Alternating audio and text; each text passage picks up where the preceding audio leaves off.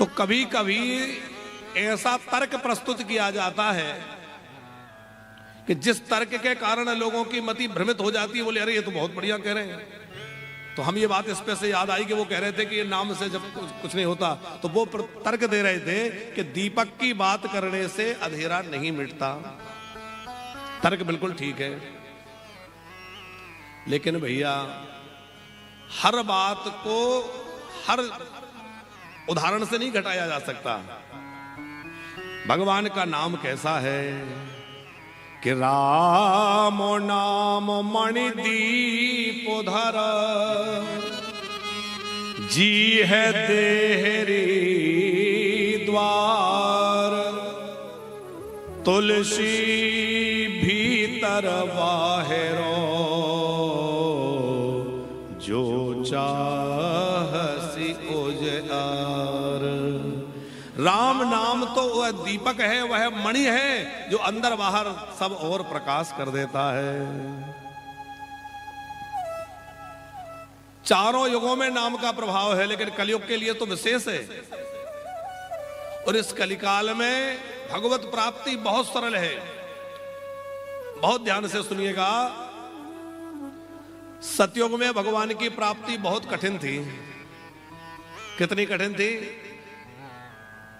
बोले हजारों नहीं लाखों वर्ष लोग ध्यान लगा के समाधि में बैठे रहते थे, शरीर सूख जाता था, शरीर बामी बन जाता था, उसके बाद भी भगवान मिलेंगे कि नहीं ये पक्का नहीं था। है? सुने ना हम लोगों ने उदाहरण। त्रेता युग में भी बड़े बड़े यज्ञ करने के बाद भी भगवान नहीं मिलते थे कई लोगों को। द्वापर में भी भगवत प्राप्ति बड़ी कठिन थी, लेकिन कलयुग में बड़ी सरल है। एक छोटा सा उदाहरण आपको देवें। नारद जी ने अपने पूर्व जन्म का वृतांत वेदव्यास जी को सुनाया। तो वो कह रहे हैं कि पिछले जन्म में मैंने खूब तपस्या करी, तन्मयता पूर्वक भजन किया, मेरा मन संसार से, भोगों से, विषयों से सर्वथा निष्प्रय था। और इतने दृढ़ता पूर्वक भजन करने के बाद मुझे भगवान नहीं मिले। भगवान की कुछ झलक मुझे दिखाई दी। उस झलक को देख करके मैं उनको प्राप्त करने के लिए दौड़ा, तो वो अदृश्य हो गए और वहां से गंभीर एक वाणी प्रकट हुई। हंतास्मि जन्मनि, अभी तुम्हें मेरा जन्म, अब इस जन्म में दर्शन नहीं हो सकता, क्योंकि अभी तुम्हारे अंदर वो योग्यता नहीं आई। अभी तुम्हारे अंदर सूक्ष्म वासना शेष है, और भजन करो, अगले जन्म में मिलूंगा। तो वहां उनसे तो कह दिया अगले जन्म में मिलूंगा। लेकिन कलयुग के किसी भक्त को भगवान ने यह कहा क्या कि अगले जन्म में मिलूंगा? कितनों को मिले? संत नरसिंह मेहता जी के जीवन में 52 बार भगवान प्रत्यक्ष होकर सामने आए हैं कि नहीं? एक दो बार नहीं, अकेले नरसिंह मेहता जी के जीवन में भगवान साक्षात प्रकट होकर के 52 बार आए हैं इस कलयुग में। मीरा जी के सामने कितनी बार गिरधर गोपाल प्रकट भये, संत तुकाराम के सामने कितनी बार भगवान की लीला प्रकट भई। अरे और छोड़िए, हमारे इस ब्रज के बड़े रसिक श्री गिरिराज जी में विराजने वाले श्री कुम्भन दास जी, उनकी कथाएं तो बड़ी प्रसिद्ध हैं, आप सबने सुनी होंगी। अब कुम्भन दास जी कोई सतयुग त्रेता के भगत नहीं थे। कुम्भन दास जी कब हुए? अभी कलयुग में हुए, कोई 1400-1500 ईस्वी में। और कुम्भन दास जी के जीवन की घटना है गुप्ता जी, कि जब वो श्रीनाथ जी के मंदिर में जाते तो श्रीनाथ जी सामने प्रकट हो जाते और प्रकट होकर उनके साथ लीला करते। इतना नहीं, कुम्भन दास जी खेती का काम करते थे। तो कुम्भन दास जी खेत में हल चला रहे हैं, अब बीज बोना है। तो बीज बोने के लिए अकेले ही थे कुम्भन दास जी, तो कौन सहयोग करे? तो ठाकुर जी आ जाएं। और पहले के पुराने समय में ऐसे कपड़े में झोली बना के गेहूं या कुछ अनाज रखते थे और वो दाना ऐसे उसके पीछे बोते थे। आप लोगों में से जो पुराने लोग उनको पता होगा। तो ऐसे झोली सी बना के उसमें अनाज रख लेते थे और वो हल चल रहा है या कुछ उसके पीछे पीछे डालते थे। तो कुम्भन दास जी तो हल चला रहे हैं और ठाकुर जी उनके पीछे पीछे जो है वो अनाज लेकर के और खेत में अनाज बो रहे हैं, बीज की बोनी करा रहे हैं। कुम्भन दास जी के जो पुत्र हैं उनके साथ ठाकुर जी की कितनी लीलाएं हैं गोविंद जी के साथ है? कुम्भन दास जी की वो लीला बड़ी प्रसिद्ध है, आप सबने सुनी होगी कि श्रीनाथ जी के मंदिर में एक गोपी आती थी और श्रीनाथ जी के मंदिर में वो गोपी वहां से निकलती तो माखन के लिए प्रार्थना करती कि प्रभु आपने ब्रज में खूब माखन चोरी लीला की है, तो आपने उस समय तो खूब माखन चुराया, कभी मेरे घर भी आके माखन खाइए, कभी मेरे घर माखन चुराने आइए। गोपी हमेशा प्रभु से प्रार्थना करती, सच्चे हृदय से निर्मलता से भगवान को पुकारती। एक दिन भगवान श्रीनाथ जी ने कुम्भन दास जी से कहा, कुम्भन देखो आज हम लोगों को एक गोपी के घर चलना है और चोरी करने के लिए चलना है। और ये बात सुनकर के कुम्भन दास जी तो घबरा गए, भाई हमने तो कभी चोरी की नहीं, हमारे बाप दादाओं ने नहीं की, हम कैसे चोरी करेंगे। बोले देखो इसमें घबराने की कोई बात नहीं है और चोरी करने में कोई बहुत ज्यादा समझदारी की आवश्यकता नहीं है, बस फुर्ती रखना, मेरे साथ चलो। तो ठाकुर जी कुम्भन दास जी को लेकर के चोरी के लिए गए, उसी गोपी के घर में गए जो बुलाती थी, कभी पधारिए कभी कृपा करिए। और कुम्भन दास जी से कहा कि देखो मटकी तो बहुत ऊपर है, तो ऐसे मटकी नहीं उतारी जाएगी, तुम ऐसा करो कि घोड़ा बन के खड़े हो जाओ, मैं तुम्हारी पीठ पे खड़ा हो जाता हूं और पीठ पे खड़ा होकर के माखन की मटकी से माखन निकाल लूंगा। कुम्भन दास जी बोले जो आज्ञा। बोले देखो कुम्भन, जब तक माखन पूरा निकाल ना ले खा ले तब तक यहां से हटना नहीं, ऐसे ही घोड़े बने रहना। बोले ठीक है। अब ठाकुर जी ऊपर खड़े हो गए और माखन की मटकी से माखन निकालने लगे, माखन से लेकर के पाने लगे। उसी समय एक बड़ी विचित्र लीला भई, ठाकुर जी के कमर में जो पीतांबरी बंधी है वो पता नहीं कैसे खसकने लगी। अब पीतांबरी खसकने लगी तो उन्होंने कहा कुम्भन, अरे कुम्भन दास जरा मेरी पीतांबरी को ठीक करो। कुम्भन दास जी बोले कि देखो मैं कैसे ठीक करूं, मैं तो नीचे घोड़ा बना हूं। बोले जल्दी हटो, कैसे भी उठो और जल्दी मेरी पहले पीतांबरी ठीक करो। कुम्भन दास जी बोले सरकार मैं यहां से नहीं हट सकता, क्योंकि आपकी आज्ञा है कि जब तक मैं ऊपर माखन ले रहा हूं तब तक ऐसे ही घोड़े बने रहना, तो आपने जो पहले आज्ञा दी है वो पहले पूरी करूंगा।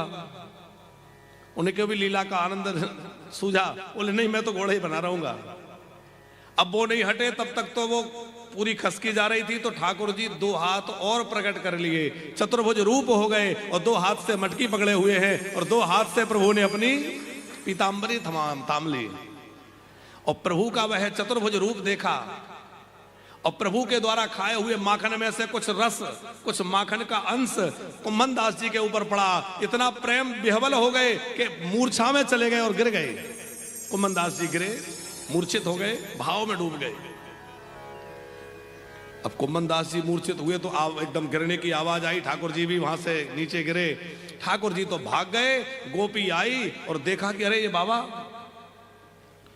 उनकी वह दशा देख करके पूछा बाबा आखिर आप यहाँ कैसे, उनको जगाया, मूर्छा से बाहर आए, पूछा बाबा आप यहाँ कैसे आ गए, ये सब क्या है। कुम्भन दास जी ने कहा देवी मैं तेरे चरणों में वंदना करता हूं, धन्य है तेरा भाव जो तेरे कारण भगवान श्रीनाथ ठाकुर जी जो है अपने निज महल मंदिर से निकल के तेरे घर में माखन चुराने आए थे, मैं उन्हीं के साथ आया था। उनकी भाव दशा, उनकी प्रेम दशा देखकर गोपी समझ गई कि ठाकुर जी लीला करके अभी अभी माखन खा के गए हैं। आनंद विभोर हो गई। कुम्भन दास जी के नेत्रों से तो अश्रु बह रहे थे, उस गोपी के नेत्रों से भी झरझर आंसू बहने लगे। धन्य है मेरे नाथ, आपकी लीला धन्य है। तो कुम्भन दास जी ने जाकर शिकायत करी, प्रभु आज तो मुझे छोड़कर भाग आए। ठाकुर जी बोले देखो मैंने तो पहले ही कहा था कि चोरी के काम में फुर्ती रखनी पड़ती है, अब तुमने फुर्ती नहीं रखी तो पकड़े गए। ये कथा हमने इसलिए सुनाई कि आप जरा विचार तो करो कि कलयुग में भगवान की कितनी सहज प्राप्ति है। कुम्मन दास जी, रैदास जी, कबीर दास जी, सबके जीवन में भगवान की कितनी लीलाएं भई हैं। रैदास जी के जीवन में कितनी बार भगवान आए। रैदास जी खूब साधु सेवा करते थे, खूब संत सेवा रैदास जी के यहां होती थी। एक बार भगवान को लगा कि ये तो बड़े गरीबी में गुजारा करते हैं, पिताजी ने तो कुछ दिया नहीं था। कभी आपने रैदास जी का चरित्र सुना होगा, तो इनके पिता तो बड़े धनी थे तो चर्मकार, लेकिन धनी मानी थे। लेकिन धनी होते हुए भी वो भगवत विमुख थे, संत सेवा से विमुख थे, और ये चोरी छुपे सेवा करते थे। रैदास जी घर से थोड़ा कुछ चुरा लिया और साधु सेवा में लगा दिया। किसी तरह पिताजी की माताजी की आंख बचा के ले गए और ले जाके भंडारा कर दिया, कहीं लगा दिया। पिताजी ने बहुत रोक टोक करी, जब नहीं माने तो पिताजी ने निष्कासित कर दिया। अब ये किसी चौराहे पर बैठ करके लोगों के जूते ठीक करने लगे, जूते सिलने का काम करने लगे, जूते बनाने का काम करने लगे, और दो चार आना जो आ जाता उसी से साधु सेवा करते। कोई साधु संत आ जाते, उनको राशन पानी की व्यवस्था कर देते। भगवान ने सोचा कि ये इतनी साधु सेवा करते हैं, मुझे इनके लिए कुछ धन का प्रबंध करना चाहिए ताकि ये अच्छे से साधु सेवा कर सकें। तो भगवान ने क्या किया, भगवान एक वृद्ध साधु का रूप बना के आए, और वृद्ध साधु का भेष बना करके जब ठाकुर जी आए तो रैदास जी ने देखा कि कोई बूढ़े महात्मा आ रहे हैं, बड़ा स्वागत किया। आइए आइए महात्मन आइए, आसन दिया, बिठाया। अब बूढ़े महात्मा के रूप में भगवान ही थे, बोले बहुत जोर की भूख लगी है भैया, कुछ भोजन की व्यवस्था करिए। रैदास जी ने कहा कि देखो मैं सूखा सामान, आटा, बूरा, घी आपको दे देता हूं, आप बना लीजिए। बोले नहीं नहीं, हम तो बूढ़े महात्मा है, हमारे बस का कहां है कि हम बना लें, ये हम नहीं कर सकते। तो बोले मैं कुछ फल ला देता हूं। बोले नहीं नहीं, फल भी नहीं खा सकते, बुढ़ापा है, कफ हो जाएगा, तो मैं आपको दूध दे दूं कुछ और। बोले नहीं नहीं, दाल भात खाना है, और हमने सुना है तुम्हारी पत्नी जो है कड़ी पकौड़ी बहुत बढ़िया बनाती है, तो आप तो कड़ी पकौड़ी बनवाओ, वो पाएंगे। अब इतना सुन के रैदास जी ने कहा कि आप शायद नहीं जानते मैं कौन हूं, मैं चर्मकार कुल में उत्पन्न हुआ हूं, और यदि आप मेरे हाथ का बना मेरे घर का भोजन करेंगे तो साधु समाज आपको अपने समाज से बहिष्कृत कर देगा। ये बोले देखो हम तो वैसे ही अकेले रहते हैं, समाज से दूर ही रहते हैं, कोई रखे अलग करे हमें इसका कोई फर्क नहीं पड़ता, पर हम तो ये सब नहीं मानते, हम तो तुम्हारे ही खाएंगे। अब वो तो साक्षात ठाकुर जी थे। रैदास जी की पत्नी ने बहुत सुंदर रसोई बनाई, ठाकुर जी ने बड़े प्रेम से पाई, और खूब प्रेम से पा करके जब जाने लगे, रात्रि विश्राम भी किया, सवेरे जाने लगे, तो जाते जाते अपने कपड़े में से एक थैली में से कपड़ा निकाला, पोटली, उसमें से खोल के एक मणि, वो कौन सी मणि थी, पारस मणि, पारस मणि रैदास जी के हाथ में रखी, देने लगे कि ये पारस मणि रख लो। रैदास जी ने कहा इसका मैं क्या करूंगा।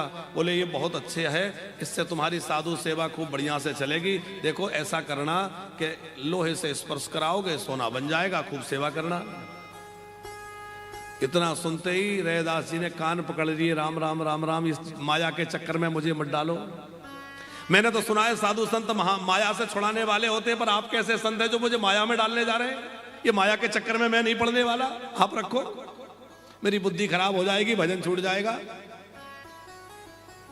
तो ठाकुर जी को लगा कि शायद ये पारसमणि के प्रभाव को जानते नहीं है, तो जूते को, वो चमड़े को काटने के लिए लोहे का एक वो होता है औजार, जिसको रांपी बोलते हैं, वो लोहे का वो रांपी वहां पड़ी हुई थी। ठाकुर जी ने वो मणि ली और पारस मणि उस रांपी से स्पर्श कराई, और स्पर्श कराते ही वो रांपी जो सोने लोहे की थी वो सोना बन गई।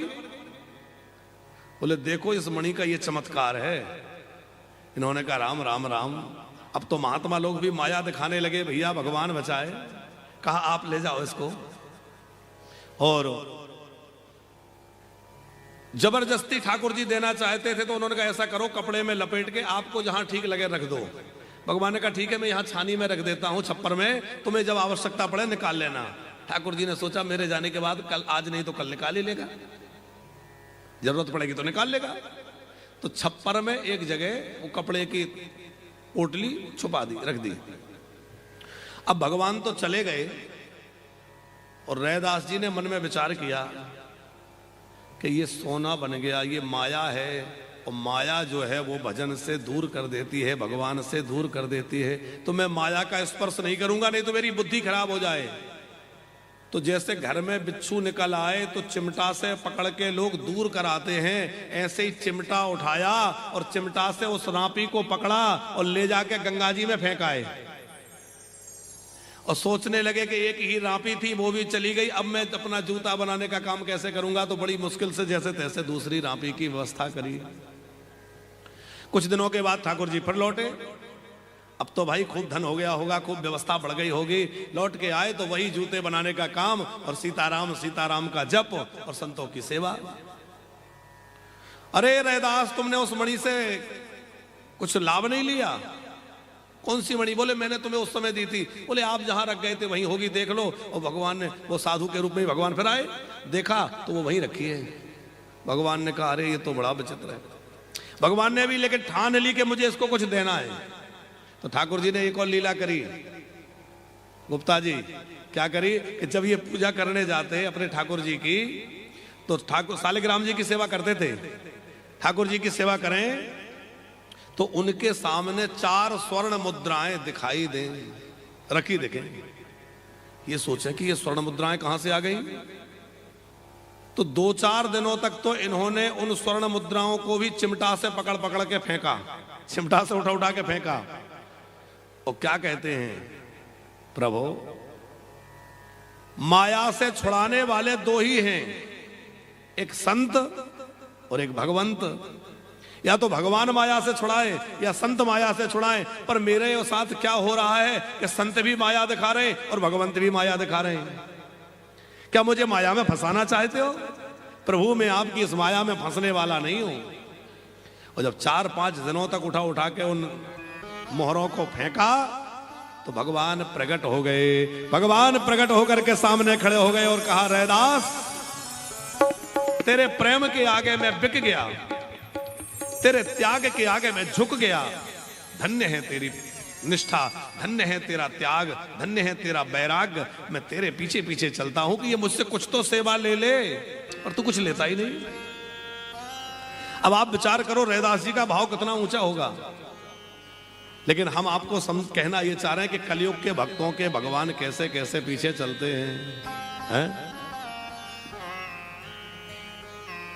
रैदास जी की इस भक्ति के कारण वो इतने सिद्ध हो गए कि काशी के राजा तक ये बात पहुंच गई कि भाई रैदास जी तो बड़े सिद्ध महात्मा हैं तो गृहस्थ चर्मकार, लेकिन उनके अंदर बड़ी सिद्धि है। तो सिद्धि की बात जब राजा को पता चली तो राजा इनके दर्शन करने आया। काशी का राजा, बड़ी प्रसिद्ध घटना है, अम्मा जी आपने तो सुनी होगी। काशी का राजा जब दर्शन करने आया तो ये बड़े भाव में थे। अपने उसी स्थान पर बैठे थे जहां जूते बनाते हैं, सामने कठौता रखा था और ये भाव अवस्था में जो है अपने मानसी सेवा कर रहे थे, जिसमें ठाकुर जी को इन्होंने अभी अभी स्नान कराया था। मानसी में चरणा में तो उतारा था। उसी समय राजा सामने आए, राजा ने प्रणाम किया संत समझ करके। तो इन्होंने सोचा कि राजा सामने आए हैं तो इनको चरणामृत दे दूं। तो चरणामृत के लिए क्या किया, उसी कठौते में ऐसे हाथ डाला, थोड़ा जल लिया और इनसे कहा लो राजन चरणामृत। अब राजा ने हाथ बढ़ा दिया, ले तो लिया, लेकिन सोचा कि ये चमड़े गलाने वाला पानी है, इसको कैसे पीऊं। अरे कोई गंगा जल थोड़ा ही है, कोई चरणामृत थोड़ा ही है, ये तो चमड़े वाला पानी है। फेंकूंगा तो महात्मा कहेंगे कि मेरे द्वारा दिया हुआ चरणामृत कहा कि मैंने दिया, इन्होंने फेंक दिया। तो राजा ने ना फेंका ना पिया, ऐसे करके अपने कपड़ों पे डाल लिया ताकि इनको दिखाई ना दे। कपड़े पे डाला, राजा वहां से थोड़ी देर बाद चले गए। वो चरणामृत जहां गिरा था वहां एक दाग लग गया, कुर्ते में, वो जो कोट पहने होंगे उस कोट में धब्बा लग गया। धुलने के लिए जब वो कोट गया तो वो दाग रगड़ने से छूट नहीं रहा था। तो जो धोबी उस कपड़े को धो रहा था उसने दांत लगाकर उसको छुटाने का प्रयास किया, और जैसे ही उसने दांत लगाया तो उसका कुछ रस उस धोबी के मुंह में चला गया, और जैसे ही मुंह में वो रस गया तो उसको जो है सब जगह सीताराम जी का दर्शन होने लग गया, उसकी माया छूट गई और उसको राम जी का दर्शन होने लग गया। वो सब काम धंधा घर परिवार छोड़कर सीताराम सीताराम सीताराम पुकारते हुए आनंद से जप करने लगा। लोगों ने राजा को कहा कि जो हमारे राजघराने के वस्त्र धुलता था उस धोबी को जाने क्या हो गया, सीताराम सीताराम गा रहा है, उन्मत्त होकर नाच रहा है। राजा ने बुलवाया, उसने सारी बात कही कि आपके कुर्ते में एक कोट में दाग लगा था, उसको छुटाते छुटाते वो थोड़ा मुंह में चला गया, उसी समय से ये दशा हो गई। तब राजा को लगा कि कदाचित मैं उस पानी को फेंकता नहीं और पी लिया होता तो आज इसको जो दशा हुई है उससे भी अच्छी प्रेम दशा मुझे प्राप्त हो गई होती यदि मैंने वो चरणामृत पी लिया होता। दोबारा राजा गया, पर अब तो कबीरदास वो रैदास जी बोले कि अब कहां रहा वो तो उस समय था। ऐसी ही घटना एक गुरु गोरखनाथ जी के जीवन की भी है। भागवत तो हम आगे अब चर्चा करेंगे ही, बस संतों की चर्चा भी भगवत चर्चा ही है। इसी प्रकार रैदास जी मानसी सेवा कर रहे थे और उनके सामने गुरु गोरखनाथ आए और अपना कमंडल अपना खप्पर आगे कर दिया। खप्पर आगे किया तो ये मानसी में वही सेवा में थे, चरणामृत लेकर, तो वही कठौते का पानी लिया, चरणामृत कह के खप्पर में डाल दिया। अब गोरखनाथ जी ने सोचा कि ये बड़ा विचित्र व्यक्ति है, इसने तो चमड़े गलाने वाला पानी मेरे खप्पर में रख दिया। तो ना फेंका ना पिया, यूं ही लिए चले गए और कबीरदास जी के यहां पहुंच गए। काशी में कबीरदास जी रहते थे, काशी में रैदास जी रहते थे। तो वहां कबीरदास जी की बेटी थी कमाली। कमाली ने पूछा चाचा कहां से आ रहे हैं? कहा बेटी में घूमते घूमते रैदास के यहां गया था और मैंने उससे पीने के लिए पानी मांगा और पानी की जगह पर उसने मुझे ये कठौते का पानी दे दिया, ये चमड़े का पानी। कमाली बोली क्या करोगे? बोले क्या करूंगा, एक तरफ डाल दूंगा। बोले इससे अच्छा मुझे दे दो। तो वो पानी था, गोरखनाथ जी ने वो कमाली को दे दिया। कमाली ने पानी पी लिया और जीवन में कमाल हो गया। क्या कमाल हुआ? बड़ी प्यारी घटना है। इतना अद्भुत चमत्कार, इस भगवत साक्षात्कार उसको हो गया कि उसको सर्वत्र भगवत दर्शन होने लग गया वो जल पीने से।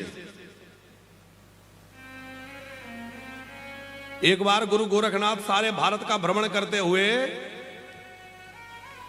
और घूम रहे थे कि कोई भी मेरा खप्पर जो कोई भर देगा मैं उसी के घर भोजन करूंगा। उन्होंने अपने योग बल से उस खप्पर को ऐसा कर दिया था कि चाहे जो कोई कितना भी डाल दे खप्पर भरता नहीं था। जो मेरा खप्पर भर देगा उसी के घर भोजन करूंगा। घूमते घूमते मुल्तान पहुंच गए, जो आजकल पाकिस्तान में है, वो पहले हिंदुस्तान ही था, भारत ही था। मुल्तान में कबीरदास जी की बेटी की ससुराल थी, कमाली की। कमाली ने सुना कि कोई योगी इस प्रकार से कह रहा है कि मेरा कोई खप्पर भर दे, बड़ा योगी है, बड़ा सिद्ध है। कमाली ने अपने पति से कहा यहां बुला लो। उसके पति ने कहा हम क्या करेंगे? बोले तुम बुलाओ तो सही। और जब बुलाया तो पर्दे के अंदर से कमाली ने एक छोटी चम्मच से खीर ली, बड़ी चम्मच नहीं, छोटी चम्मच, और जैसे ही वो गोरखनाथ जी के खप्पर में डाली तो खप्पर भर गया और ऊपर से जो है बाहर गिरने लगी, एकदम खप्पर भर गया। गोरखनाथ चकरा गए, भाई ये क्या चक्कर है? ये तेरे अंदर इतना कमाल कैसे आ गया, इतनी शक्ति कहां से आ गई कि तूने मेरा खप्पर भर दिया? कौन है तू? बाहर निकली और कहा चाचा पहचानो, मैं कबीरदास जी की बेटी कमाली। अरे बेटी कमाली, पर तूने इतना चमत्कार कैसे कर दिया? वो बोली कि काका ये उसी चरणामृत का प्रभाव है जो रैदास जी के यहां से आप लेके आए थे। जब से मैंने पिया है तब से मेरी ये दशा हो गई है कि बड़े बड़े योगी भी जिसको प्राप्त नहीं कर सकते वो मुझे प्राप्त हो गया है। तब गोरखनाथ जी की समझ में आई कि मैंने बहुत बड़ी गलती कर दी, उस समय मुझे वो जल पी लेना था। तो भागते भय रैदास जी के आए और रैदास जी से कहा कि आप मुझे वो चरणामृत फिर से दे दीजिए। तो रैदास जी ने एक बड़ी अच्छी बात कही है कि प्यासे थे तब पिया नहीं, जिन पिया पिया को जान लिया। प्यासा जोगी फिरे जगत में, वो पानी मुल्तान गया, वो पानी मुल्तान गया। मन मोहन तुझे रिझाओ। अरे भैया, कलयुग में भगवान की प्राप्ति बड़ी सरल है, इसलिए जरा प्रेम से स्मरण करते हुए